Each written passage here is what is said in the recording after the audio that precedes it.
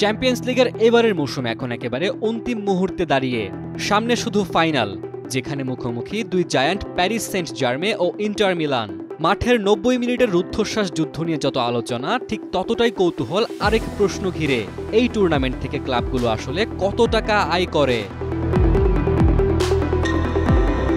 UEFA ইতোমধ্যে জানিয়েছে এবার প্রাইজ মানির প্যাকেজ আগের সব রেকর্ড ছাড়িয়ে গেছে। চ্যাম্পিয়ন্স লিগের জন্য বরাদ্দ ২,৪৩৭ মিলিয়ন ইউরো, অর্থাৎ প্রায় ৩৩,৬০০ কোটি টাকা।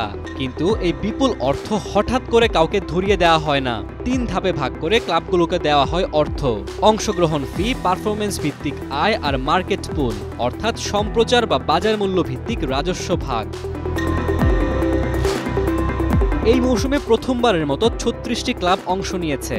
শুধু অংশগ্রহণের প্রতিটি ক্লাব পাচ্ছে প্রায় ১৮.৬২ মিলিয়ন ইউরো, প্রায় ২৫৬ কোটি টাকা। তার মধ্যে ২৪৬ কোটি টাকার বেশি আবার আগেই অ্যাকাউন্টে ঢুকে গেছে। এতেই বোঝা যায় কেন ইউরোপের প্রতিটি ক্লাব চ্যাম্পিয়ন্স লিগে জায়গা পেতে মরিয়া হয়। এটা শুধু খেলার প্ল্যাটফর্ম নয়, ক্লাবের আর্থিক জীবনদানের টিকিট।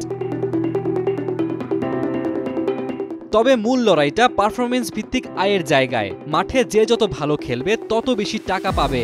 এই পারফরমেন্স ভিত্তিক খাতে বরাদ্দ ৯১৪ মিলিয়ন ইউরো, মানে প্রায় ১২,৬০০ কোটি টাকা।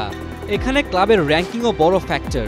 যেমন র্যাঙ্কিংয়ে শীর্ষে থাকা ক্লাব পায় ৩৬ বোনাস শেয়ার, যার মূল্য প্রায় ১৩৬ কোটি টাকা। এক একটা গোল, এক একটা জয়, তা শুধু পয়েন্ট এনে দেয় না, ক্লাবের অ্যাকাউন্টেও ঢুকিয়ে দেয় কোটি কোটি ইউরো। সবচেয়ে বৈচিত্র্যময় এবং রহস্যময় আয় আসে মার্কেট পুল থেকে। এটা এক এক ক্লাবের জন্য এক এক রকম। যাদের ম্যাচ বেশি মানুষ দেখে, যাদের নাম বড়, যাদের ঘিরে উত্তেজনা বেশি, তারা এখান থেকে আয় করে বাকিদের চেয়ে কয়েক গুণ বেশি। এই খাতে বরাদ্দ ৮৫৩ মিলিয়ন ইউরো, অর্থাৎ প্রায় ১১,৭০০ কোটি টাকা। পিএসজি, ইন্টার, রিয়াল, বার্সেলোনার মতো ক্লাবগুলো শুধু খেলে না, বিশ্বজুড়ে বাজারও দখলে রাখে। তাহলে এখন প্রশ্ন, এবারের চ্যাম্পিয়ন দল সর্বোচ্চ কত টাকা নিয়ে বাড়ি ফিরতে পারে? হিসাব বলছে মার্কেট পুল বাদে চ্যাম্পিয়ন দলের সম্ভাব্য আয় প্রায় ১৫০৬ কোটি টাকা। আর তারা যদি জনপ্রিয়তায়ও সেরা হয়, তাহলে আয় বেড়ে ১৬৫৪ কোটি টাকা পর্যন্ত উঠতে পারে। তাই চ্যাম্পিয়ন্স লিগ শুধু ফুটবলের লড়াই নয়, এটা আর্থিক ক্ষমতা ও কৌশলের মারাত্মক এক সাম্রাজ্য যুদ্ধ। এই টাকাতেই ক্লাবগুলো গড়ে তোলে ভবিষ্যৎ, কেনে তারকা খেলোয়াড়, সাজায় বিশ্বমানের স্টেডিয়াম, আবার অনেক সময় দেউলিয়া ক্লাবও ঘুরে দাঁড়ায় এই ইউরোপীয় ট্রফির ছোঁয়ায়।